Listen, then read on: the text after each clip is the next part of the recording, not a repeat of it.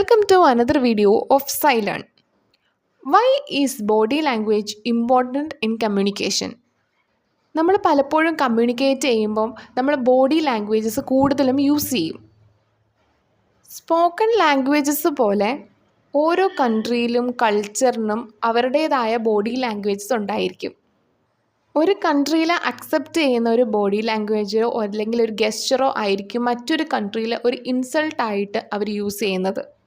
Body languages എപ്പോഴും നമ്മൾ എന്താണ് കമ്മ്യൂണിക്കേറ്റ് ചെയ്യാൻ ഉദ്ദേശിക്കുന്നതിൻ്റെ ട്രൂ മീനിങ് മറ്റൊരു വ്യക്തിനെ മനസ്സിലാക്കാൻ വേണ്ടി ഒരുപാട് സഹായിക്കുന്നുണ്ട്.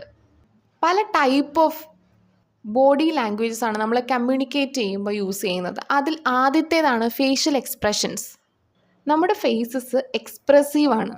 പലപ്പോഴും നമ്മളുടെ ഉള്ളിലെ ഫീലിങ്സ് നമ്മൾ പോലും റിയലൈസ് ചെയ്യാതെ പുറത്തേക്ക് നമ്മളുടെ ഫേസ് എക്സ്പ്രസ് ചെയ്യും. അതുപോലെ രണ്ടാമത്തെയാണ് പോസ്ചർ. നമ്മൾ നിൽക്കുന്നത്, ഇരിക്കുന്നത്, ഇതെല്ലാം നമ്മുടെ ഇമോഷൻ എന്താണെന്ന് ഉള്ള സിഗ്നൽസ് അവർ തരുന്നുണ്ട്. ഗെസ്റ്റേഴ്സിൽ വരുന്നതാണ് നമ്മൾ നോഡ് ചെയ്യുക, വേവ് ചെയ്യുക.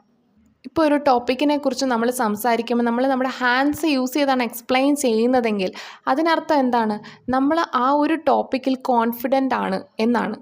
നാലാമത്തേതാണ് ഐ കോണ്ടാക്റ്റ്. ഒരു കാര്യത്തിനോട് ഇൻവോൾവ് ചെയ്തിരിക്കുന്നതിനെയാണ് ഒരു വ്യക്തി ഐ കോണ്ടാക്റ്റ് മെയിൻറ്റെയിൻ ചെയ്യുന്നത് കൊണ്ട് ഉദ്ദേശിക്കുന്നത്. അഞ്ചാമത്തേതാണ് ടോൺ ഓഫ് വോയിസ്. ഒരു വ്യക്തിയുടെ വോയിസിൻ്റെ ടോൺ കേൾക്കുമ്പോൾ നമുക്ക് മനസ്സിലാവും അയാൾ ദേഷ്യത്തിലാണോ സംസാരിക്കുന്നത്, അതോ സങ്കടത്തിലാണോ, അതോ വളരെ ഹാപ്പി ആയിട്ടാണോ സംസാരിക്കുന്നതെന്ന്. സോ നമ്മുടെ ലൈഫിൽ കമ്മ്യൂണിക്കേറ്റ് ചെയ്യുന്നതിൽ ബോഡി ലാംഗ്വേജസ് ഒരുപാട് പങ്ക് വഹിക്കുന്നുണ്ട്.